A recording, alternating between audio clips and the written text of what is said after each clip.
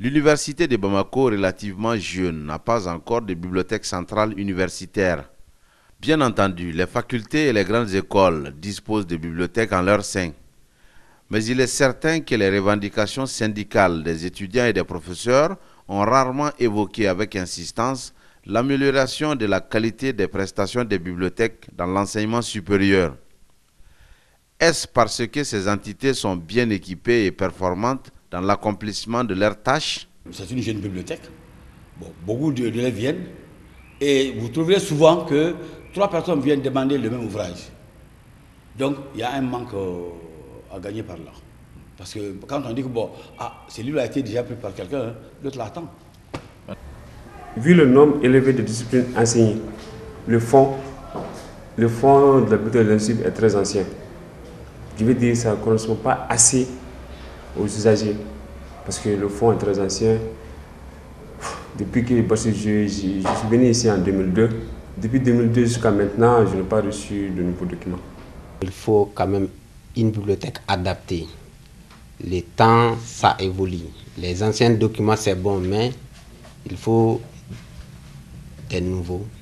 Nous en avons besoin. Ce ne sont pas les points focaux de nos revendications. Or, cela doit être une. Je suis un militant syndicaliste. Nous, on a toujours revendiqué la bibliothèque. Pour le perfectionnement, nous n'allons pas nous fatiguer de revendiquer encore. S'il le faut, nous allons cotiser, comme il y a de nos camarades qui l'ont fait. On est obligé vraiment d'aller utiliser, c'est-à-dire les bibliothèques des autres facultés, c'est-à-dire pour nous s'enquérir des minimums de connaissances. Sinon, on a des œuvres ici, mais on n'a pas d'endroit. Les dispositifs en place. En fait, la faculté de sciences économiques et de gestion qui abrite les nouveaux locaux n'a pratiquement pas de bibliothèque.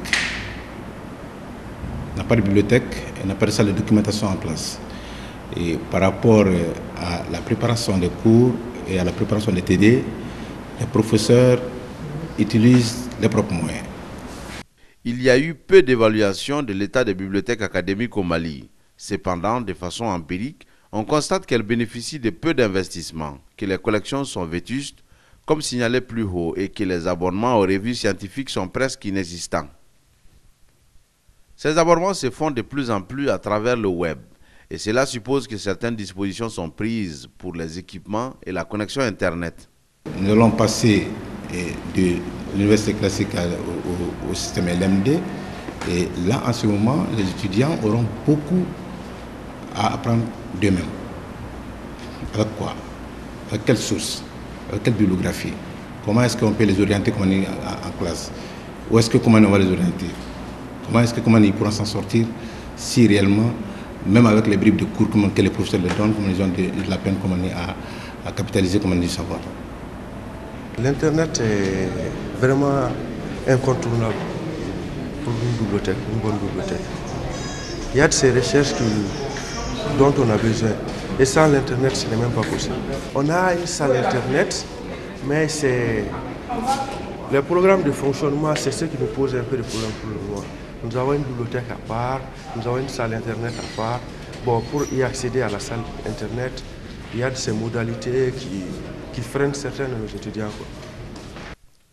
Depuis quelque temps, un consortium a été créé, Combi. Il s'agit d'une coopérative qui vise à mutualiser les ressources, que celles-ci soient humaines, documentaires, financières ou techniques. Monsieur Cheikh Omar Diawara, président du consortium malien de bibliothèques, Combi, qui a en charge la gestion ou la mise en commun des forces ou des capacités des personnels ou du personnel des différentes bibliothèques et centres de documentation du Mali. En fait, pour cela, nous avons été contactés par un consortium international qu'on appelle AIFED, Electronic Information for Libraries, qui a pour vocation de mettre les bibliothèques ensemble pour qu'ils se mettent à exploiter les ressources électroniques qui reviennent moins chères et qui sont disponibles à peu de frais. Pour cela, nous avons mis un bureau sur place, un local qu'on a doté de micro-ordinateurs tout neuf au niveau de la Bibliothèque nationale pour que nos collègues puissent venir se former. Et ceux qui ne savent pas exploiter l'outil informatique, qu'on les forme afin qu'ils puissent aider ou trouver une solution aux problèmes des usagers qui leur viennent tous les jours pour l'exploitation de leur centre de documentation en quête d'information. Vraiment, c'est ta volonté, parce que c'est une très bonne initiative. Parce que nous notre bouche, notre oreille, ça c'est comme nous-mêmes. Parce que ce n'est qu'à partir de communes que nous pouvons être écoutés. Sinon, si chacun va individuellement là, on n'est pas écouté, c'est en regroupement qu'on peut être écouté. Nous adhérons pleinement, parce que je vais vous dire, sans livres ou sans information, en tout cas scientifique, je me demande comment est-ce qu'on peut faire la science, on ne peut pas travailler. Ce n'est pas possible. Il faut aller à la recherche de l'information. Et si c'est dans les livres, il faut y aller. Si aussi c'est en ligne, il faut y aller. Parce que finalement, nous sommes comme un grand champ, une exploitation agricole où il n'y a pas de débat. Je ne pense même pas que le livre soit aujourd'hui vraiment la vraie solution. Je pense qu'il faut aller vers une bibliothèque virtuelle. Ça, c'est très important. Peut-être être en ligne, connecté sur d'autres bibliothèques de la sous-région, de l'extérieur, qui ont beaucoup de documents. C'est plus simple, c'est plus propre et c'est facilement gérable.